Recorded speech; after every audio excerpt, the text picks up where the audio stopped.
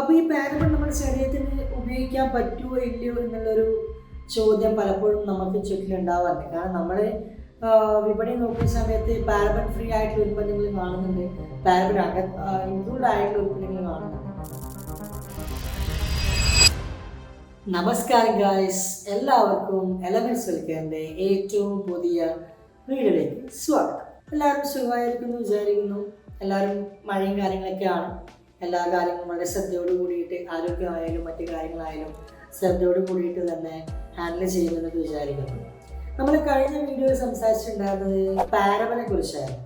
അപ്പോൾ എനിക്ക് വേറൊരു മെസ്സേജ് ഉണ്ടായിരുന്നു പാരബനെ കുറിച്ചിട്ട് ഒരു കാര്യം പറയാവുന്ന രീതിയിൽ. അതുകൊണ്ട് തന്നെ നമുക്കിത് പാരബനെ കുറിച്ച് സംസാരിക്കാം. കുറച്ച് കാര്യങ്ങളൊക്കെ ഞങ്ങൾ നോട്ട് ചെയ്ത് വെച്ചിട്ടുണ്ട്. അതുകൊണ്ട് തന്നെ തികച്ചും ഗൂഗിളിൽ നിന്നൊക്കെ എടുത്തിട്ടുള്ള കാര്യങ്ങൾ തന്നെയാണ് ഇവിടെ പറയാൻ പോകുന്നത്. കുറച്ച് ഡീറ്റെയിൽഡ് ആയിട്ട് എല്ലാവർക്കും മനസ്സിലാവുന്ന രീതിയിലേക്കാണ്.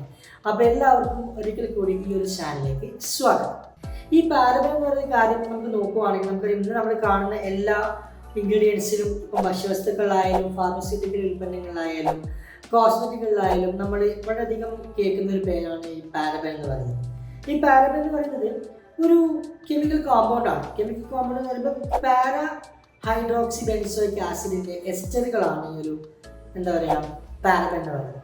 അതുപോലെ തന്നെ നമുക്ക് ഈ പാരബന് വേറൊരു പേരും കൂടെ വിളിക്കാം, സിന്തറ്റിക് കൺസർവേറ്റീവ്സ്. സിന്തറ്റിക് കൺസർവേറ്റീവ്സ് അല്ലെങ്കിൽ ഈ ഒരു പാരബൻ ഇവിടെ നമ്മൾ ഉപയോഗിക്കുന്നത് എന്തിനാണെന്ന് വെച്ച് കഴിഞ്ഞാൽ നമ്മൾ ഈ ബാക്ടീരിയ, ഫംഗസ്, അതുപോലെ തന്നെ അത്തരത്തിലുള്ള ചെറിയ കീടാണുക്കളുണ്ടല്ലോ, ആ കീടാണുക്കൾ ഉണ്ടാക്കുന്ന പ്രശ്നങ്ങളിൽ നിന്നും ഒരു കവചം പോലെ നമ്മൾ ഉൽപ്പന്നങ്ങൾക്ക് ഒരു പ്രൊട്ടക്ഷൻ കൊടുക്കാനും, അതുപോലെ തന്നെ നമ്മുടെ ഈ ഉൽപ്പന്നങ്ങളുടെ ഷെൽഫ് ലൈഫ് വർദ്ധിക്കുന്നതിന് വേണ്ടിയിട്ടാണ് ഈ പാരബൻ നിലവിൽ ഉപയോഗിക്കുന്നത്. ഏകദേശം 1920 മുതൽ നമ്മുടെ വിപണിയിൽ ഈ പാരബൻ വളരെ റെഗുലറായിട്ട് ഉപയോഗിക്കുന്നുണ്ടെന്നാണ് പഠനങ്ങൾ പറയുന്നത്. പിന്നെ നമ്മൾ നോക്കുകയാണെങ്കിൽ പാരബൻ ശരിക്ക് പൊതുവായിട്ട് ഉപയോഗിക്കുന്ന 3 പാരബൻ എന്ന് പറയുമ്പോൾ മീഥൈൽ പാരബൻ, അതുപോലെ തന്നെ പ്രൊപ്പൈൽ പാരബൻ, ബ്യൂട്ടി പാരബൻ, ഇങ്ങനെ 3 തരത്തിലൊക്കെ ഉപയോഗിക്കുന്നത്. ഇതിൽ കൂടുതലുണ്ടാകും, നമുക്ക് അറിയാവുന്ന കാര്യങ്ങൾ അത് മാത്രമാണ്. അപ്പോൾ ഈ പാരബൻ നമ്മുടെ ശരീരത്തിന് ഉപയോഗിക്കാൻ പറ്റുമോ ഇല്ലയോ എന്നുള്ളൊരു ചോദ്യം പലപ്പോഴും നമുക്ക് ചുറ്റിലുണ്ടാവാറുണ്ട്. കാരണം നമ്മൾ വിപണി നോക്കുന്ന സമയത്ത് പാരബൻ ഫ്രീ ആയിട്ടുള്ള ഉൽപ്പന്നങ്ങൾ കാണുന്നുണ്ട്, പാരബൻ ഇൻക്ലൂഡ് ആയിട്ടുള്ള ഉൽപ്പന്നങ്ങൾ കാണുന്നുണ്ട്. യഥാർത്ഥത്തിൽ ഇതൊക്കെ എങ്ങനെയാണ്, ഇതിൻ്റെ പിന്നിലുള്ള ഒരു സൈക്കോളജി എങ്ങനെയാണെന്ന് നമ്മൾ നോക്കുവാണെങ്കിൽ ഈ പാരബൻ്റെ കാര്യം ചെറിയൊരു അളവിൽ ഉപയോഗിക്കാൻ പറ്റുമെന്നുള്ളത് നമുക്ക് നോക്കിക്കഴിഞ്ഞാൽ അറിയാൻ സാധിക്കും. പക്ഷേ എങ്കിൽ പോലും പ്രശ്നങ്ങൾ പറയുന്നുണ്ട്. പ്രശ്നങ്ങൾ എന്ന് പറയുമ്പോൾ ഇത് ഈ പറയുന്ന ഈസ്ട്രജൻ ഹോർമോണിനെ ഇമിറ്റേറ്റ് ചെയ്യും എന്ന് പറയുന്നതാക്കാം. അതുപോലെ തന്നെ മനുഷ്യരെ സംബന്ധിച്ചിടത്തോളം ഈ നമ്മുടെ റീപ്രൊഡക്റ്റീവ് ഇഷ്യൂസ്, അതുപോലെ തന്നെ സ്കിൻ ഇഷ്യൂസ്, സ്ത്രീകളെ സംബന്ധിച്ചിടത്തോളം ബ്രസ്റ്റ് ക്യാൻസറിന് കാരണമാകുന്നു അങ്ങനെ പറയുന്നവരുണ്ട്. അതുപോലെ തന്നെ ഈ ചില നമ്മുടെ ഈ ലോകത്തിലെ പ്രകൃതിയിലുള്ള ചില കീടാണുക്കൾക്ക് അല്ലെങ്കിൽ സൂക്ഷ്മജീവികൾക്ക് ഈ പാരബൻ ഒരു എഫക്റ്റ് ചെയ്യും എന്നുള്ളൊരു പഠനം നിലവിൽ നമുക്ക് കാണാൻ സാധിക്കും.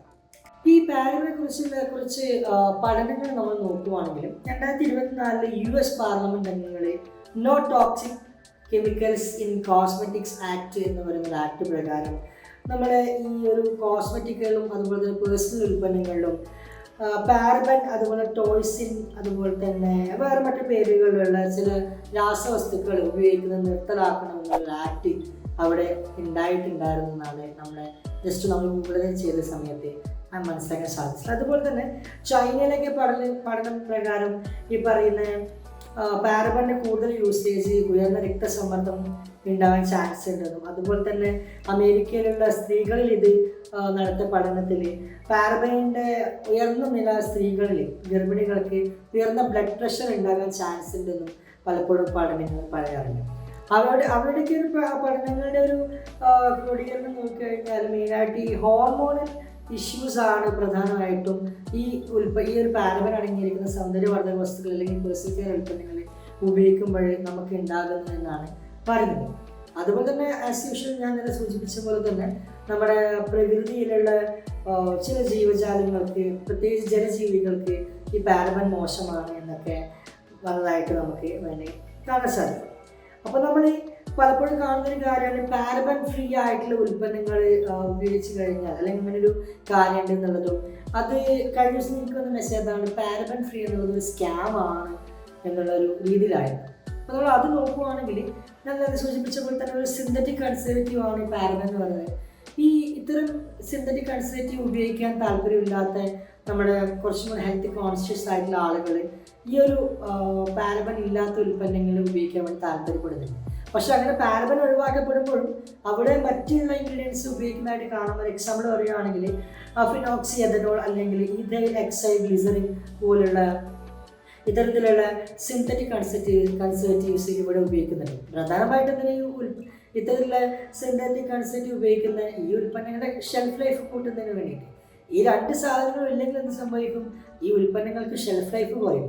അപ്പോൾ എന്തായാലും അത് കൂട്ടാനല്ലേ സാധാരണ നോക്കത്തുള്ളൂ ആൾക്കാർ.